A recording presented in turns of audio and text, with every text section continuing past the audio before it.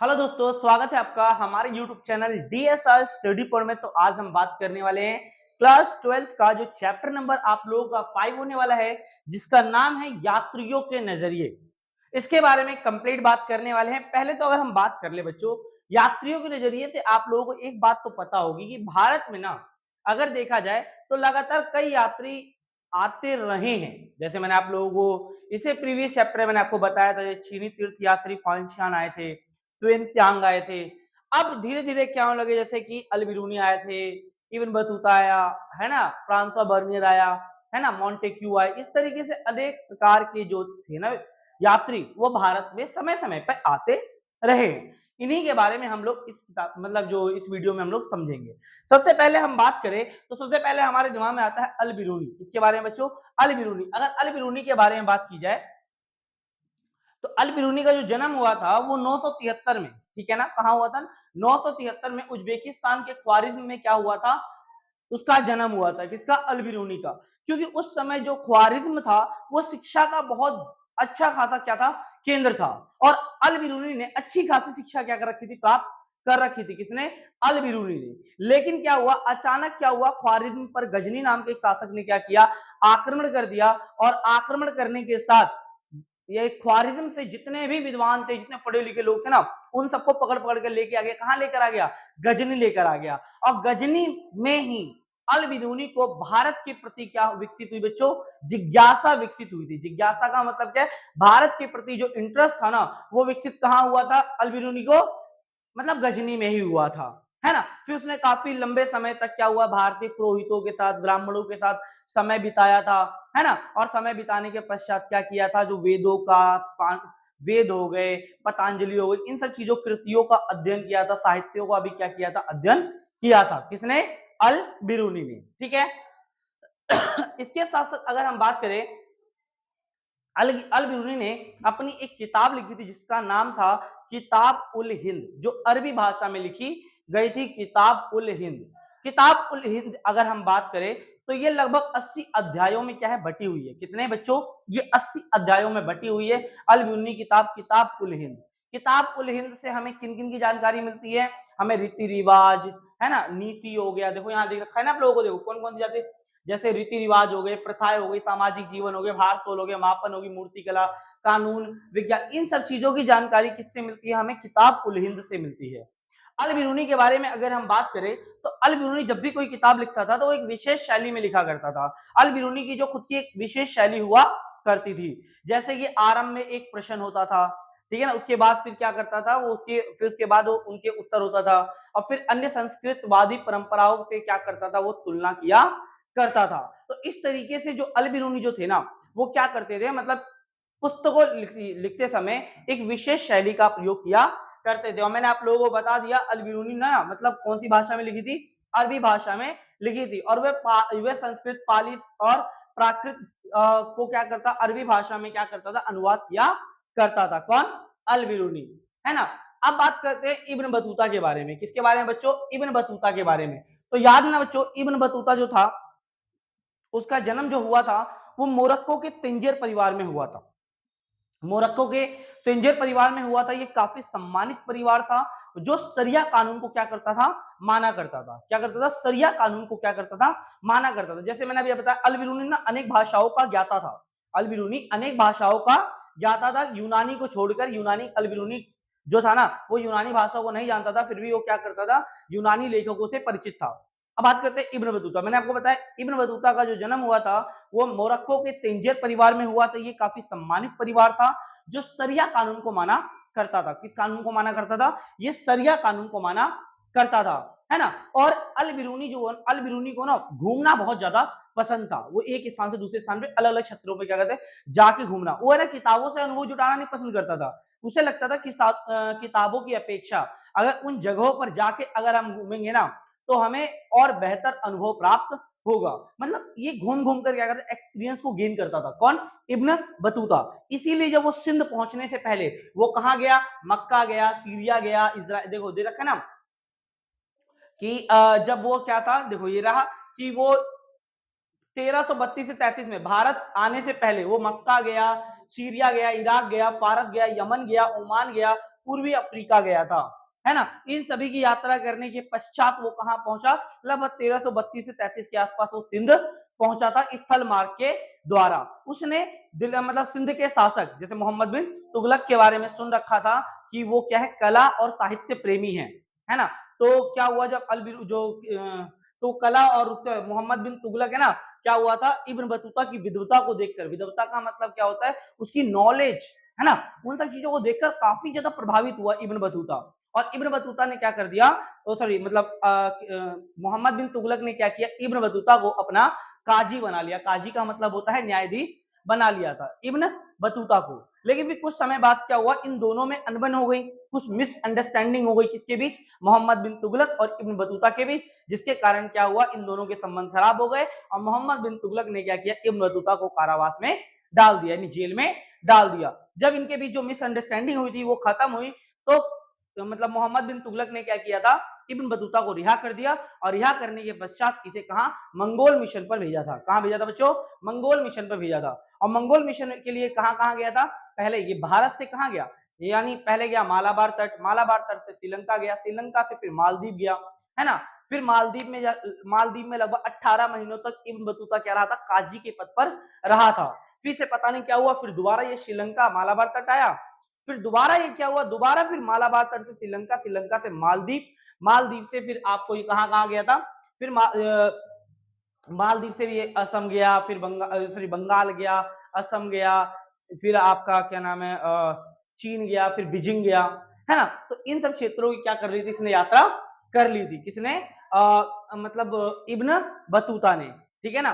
क्वांजू मतलब जैसे चीन जब गया था, चीन के क्वांजू से बीजिंग में जब पहुंचा था चीन के, फिर वहां से लगा कि हाँ अब तो हमें क्या चलना चाहिए, वापस चलना चाहिए। तो वहां से ये क्या हुआ, वापस की ओर निकल पड़ा, ठीक है ना, मोरक्को की ओर। ठीक, मोरक्को के तिंजे परिवार में जन्म हुआ था, है ना। तो फिर इसके साथ साथ जब ये कहां पहुंचा, जैसे कि अफ्रीका, पश्चिमी एशिया, मध्य एशिया, है ना, और इन सब क्षेत्रों की ओर जब ये मतलब ये क्षेत्र की ओर जब घूम लिया था, घूमने के पश्चात जब मोरक्को पहुंचा, तो मोरक्को के राजाओं ने ये आदेश, मोरक्को के जो राजा थे उन्होंने ये आदेश दिया कि इसकी कहानियां जो थी ना, इसकी कहानियों को दर्ज किया जाएगा और इसको क्या किया जाएगा, मतलब उसको मतलब एक तरीके से पुस्तकों में लिपिबंद किया था, किसने, वहां के शासक ने, ठीक है ना। इसके साथ साथ अगर हम बात करें बच्चों, देखो कि इब्न बतूता को एक हठीला यात्री भी कहा जाता है ना। इब्न बतूता को क्या कहा जाता है, हठीला यात्री भी कहा जाता है। हठीला इसलिए कहा जाता है क्योंकि इसके पास जब यात्रा कर रहा था ना, जब इब्न बतूता जब यात्रा कर रहा था, तो यात्रा के दौरान इसके सामने बहुत सारी समस्याएं आई थी।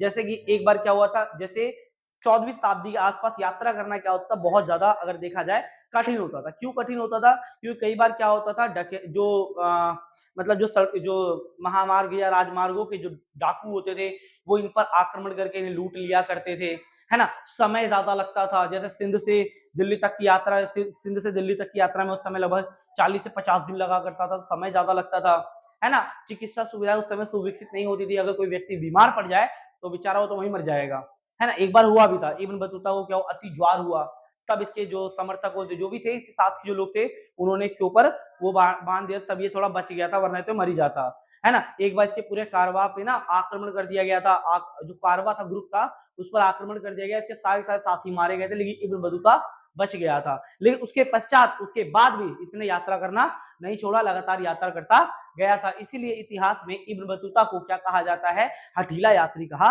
जाता है। इस चीज को आप याद रखना, पेपर में आता है कि इब्न बतूता को हठीला यात्री क्यों कहा जाता है, या 14वीं शताब्दी में यात्रा करना क्यों ज्यादा कठिन हुआ करता था, ठीक है। चलो अब बात करते हैं फ्रांसवा बर्नियर के बारे में। देखो बच्चों, फ्रांसवा बर्नियर फ्रांस का रहने वाला था, ठीक है ना, फ्रांस नाम से समझ में आ रहा है ना। ये एक चिकित्सक भी था, ये एक दार्शनिक भी था, एक राजनीतिज्ञ भी था, है ना, ये सब कुछ था। बहुत ज्यादा अच्छी खासी नॉलेज थी इसको, है ना। और ये शाहजहां के ज्येष्ठ पुत्र दारा शिको का क्या रहा था, चिकित्सक के रूप में भी इसने कार्य किया था, किसने, फ्रांसवा बर्नियर ने। और फ्रांसवा बर्नियर ने एक पुस्तक भी लिखी थी जिसका नाम था travel in the Mughal empire.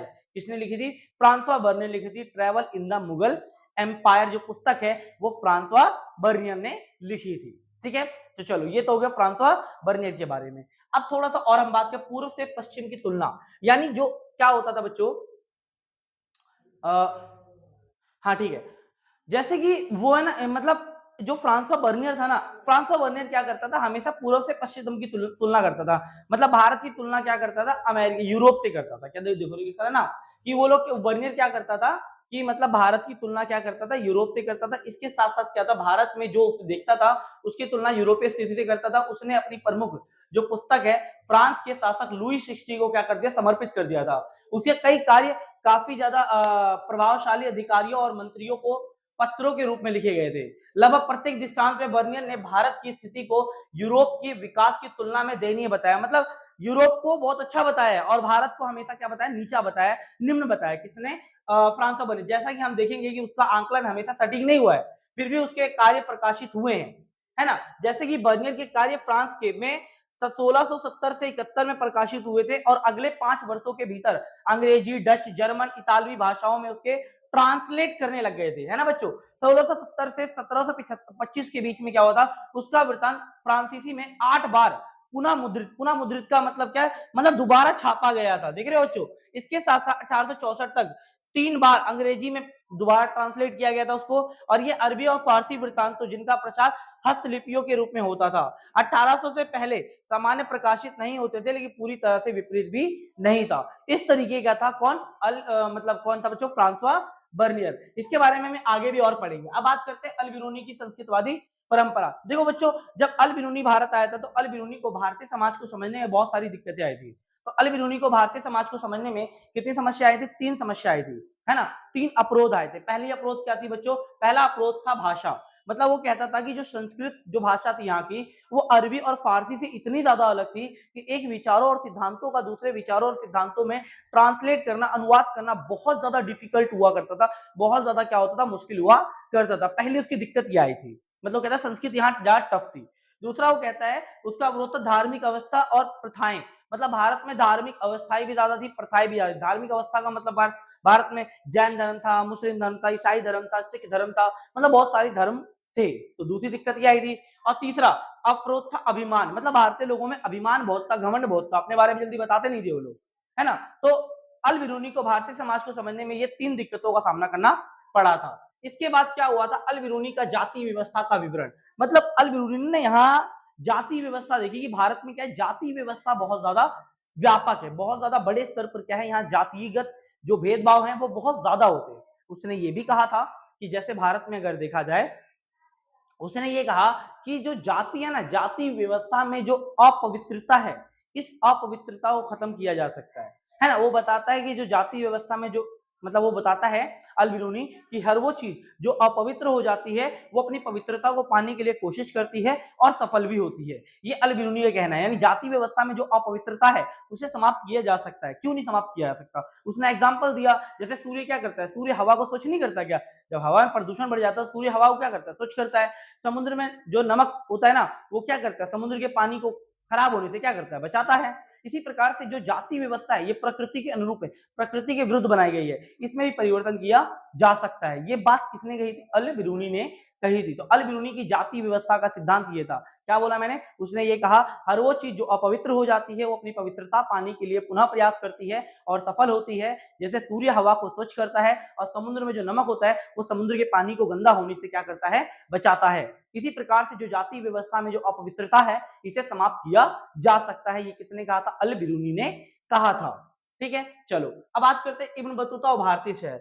Ibn Battuta जब है ना भारत में आता है तो भारतीय शहर को ना काफी व्यापक अवसरों से परिपूर्ण पाता है। वो कहता है कि भारतीय जो शहर, जैसे बेसिकली ज्यादातर दिल्ली के बारे में फोकस किया है। उसने कहा दिल्ली में व्यापक अवसर है, हर व्यक्ति यहाँ अवसरों का लाभ उठा सकता है अगर उसके पास 3 चीजें हो, इच्छा, शक्ति, साधन। जिस व्यक्ति के पास इच्छा हो, शक्ति हो, साधन हो, वो यहाँ अमीर हो सकता है। वो बताता है कि दिल्ली जो था, दिल्ली के जो शहर थे वो काफी चमक धमक वाले थे और काफी बड़े थे और विशाल आबादी वाले थे। मतलब यहाँ जनसंख्या ज्यादा थी, बाजार चमक धमक वाले होते थे, काफी बड़े होते, भीड़ भाड़ बहुत ज्यादा हुआ करती थी, है ना। यहाँ एक मतलब जो गलियां होती थी, गलियों में क्या होता था, गलियों में मंदिर होते थे, मस्जिद भी हुआ करता था और यहाँ सामूहिक मतलब नृत्य जैसे कार्यक्रम भी हुआ करते थे। और ये बताता है कि दौलताबाद भी कम नहीं था, दौलताबाद भी कहीं ना कहीं जो था वो दिल्ली को चुनौती आकार में देता था, है ना, इस तरीके से। और ये बताता है, अल इब्न बतूता बताता है कि जो ये शहर थे अपने संपदा का अधिकांश भाग गांव में रखा करते थे, है ना, और कुछ भाग ये लोग लड़ाई वड़ाई में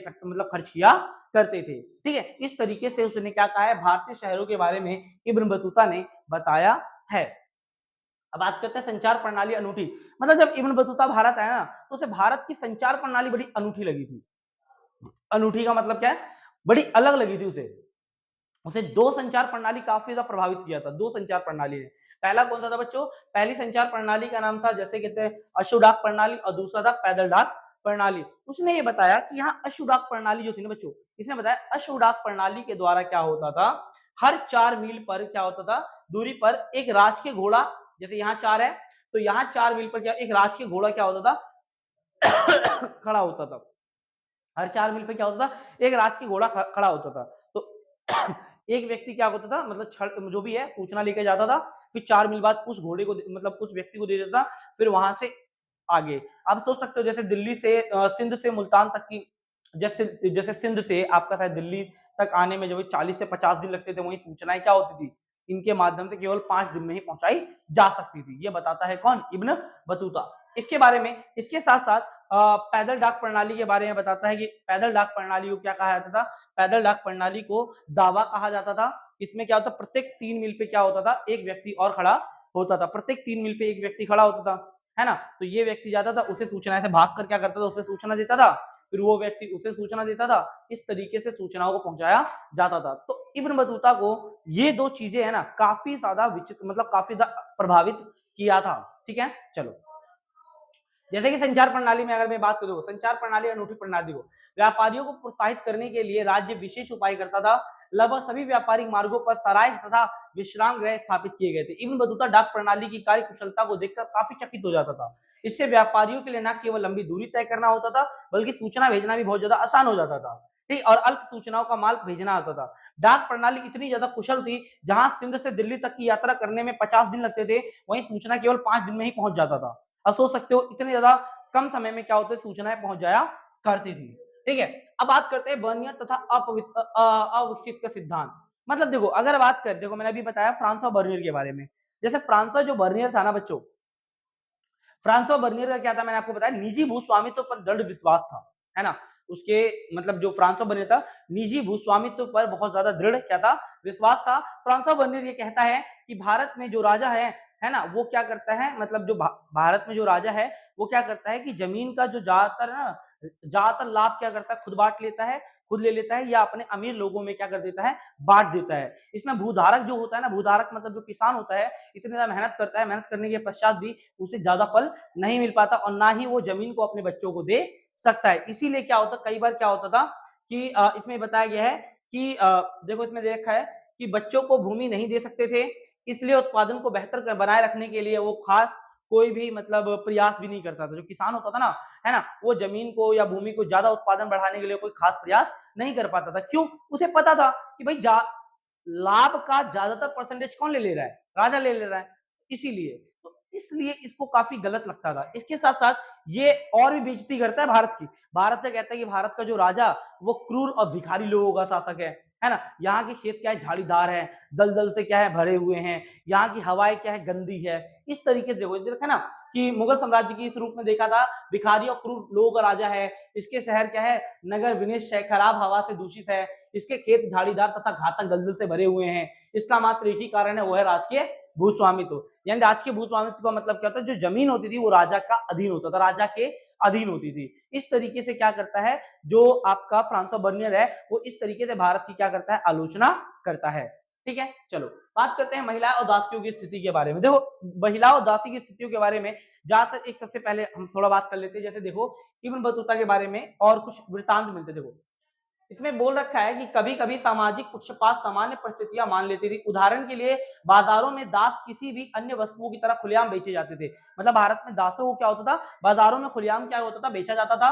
और नियमित रूप से क्या होता, भेंट भेंट भी दिया जाता था। क्या होता था, भेंट भी दिया होता था भी था। देखो जब इब्न बतूता सिंध पहुंचा था तो उसने सुल्तान मोहम्मद बिन तुगलक के लिए भेंट स्वरूप घोड़े, ऊंट और दास खरीदे थे। जब वह मुल्तान पहुंचा तो उसने वहां के गवर्नर के लिए किशमिश के बादाम के साथ साथ एक दास और घोड़ों मतलब एक दास और घोड़े खरीदे थे, भेंट के रूप में दिए थे। इब्न बतूता बताता है कि मोहम्मद बिन तुगलक नसरुद्दीन नामक धर्म उपदेशक से इतना ज्यादा प्रभावित था। क्वेश्चन पूछ सकता है, इब्न बतूता जो है मतलब बताता है कि जो मोहम्मद बिन तुगलक जो था वो नसरुद्दीन नामक धर्म उपदेशक से इतना ज्यादा प्रसन्न होता था कि उसे 1,00,000 टके और 200 दास क्या कर दिए थे, ऐसे ही दे दिए थे, है ना। इसके साथ साथ क्या होता था, इब्न बतूता के विवरण से प्रतीत होता है कि दासों में काफी विभेद भी देखा, मतलब वो भी देखा जाता है, क्या नाम है, विभेद भी देखा जाता है। सुल्तान की सेवा में कार्यरत कुछ दासियां संगीत और गायन में क्या होती थी, निपुण होती थी, मतलब सिंगिंग करती थी और गाना मतलब गाती थी, ठीक है ना। इब्न बतूता सुल्तान की बहन की शादी में जब पहुंचा था, मोहम्मद बिन तुगलक की बहन की शादी में जब इब्न बतूता पहुंचा था तो उनके प्रदर्शन से खूब आनंदित हुआ था।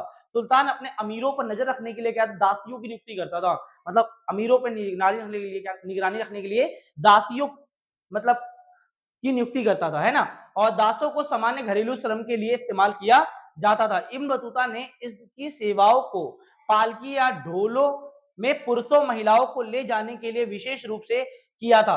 दासों की कीमत विशेष रूप से उन दासियों जिनकी आवश्यकता घरेलू श्रम के लिए होती थी बहुत कम होती थी। मतलब घरेलू कार्यों के लिए महिला मतलब दासों की स्थिति मांग ज्यादा कम होती थी, बाकी दूसरे कार्यों के लिए दासों की ज्यादा मांग हुआ करती थी। इसके साथ साथ अगर बात की जाए, इब्न बतूता ने भारत में किसको देखा था बच्चों, सती प्रथा को देखा था, है ना। वो बताता है किस तरीके से जब वो आया था तो क्या होता था, मतलब एक छोटी सी लड़की थी, है, उसके पति की मृत्यु हो जाती है। तो पति की जब मृत्यु हो जाती है तो कुछ औरतें क्या करते थे, जबरदस्ती क्या होती थी, उसके पति की चिता पर लेकर जाते हैं और उसको ले जाने को उसको बिठा देते हैं और बिठाने के बाद उसे जला देते हैं। उसका देख के उसका दिल दहक उठा है इब्न बतूता का। इस तरीके से उसने सती प्रथा के बारे में भी किसने, इब्न बतूता ने बताया है। तो ये था इस चैप्टर का वन शॉर्ट वीडियो। ठीक है, अगर आप लोगों को वीडियो अच्छी लगी हो, इन्फॉर्मेटिव लगी तो please video like share subscribe जरूर करें। मिलते हैं नए वीडियो के साथ, धन्यवाद।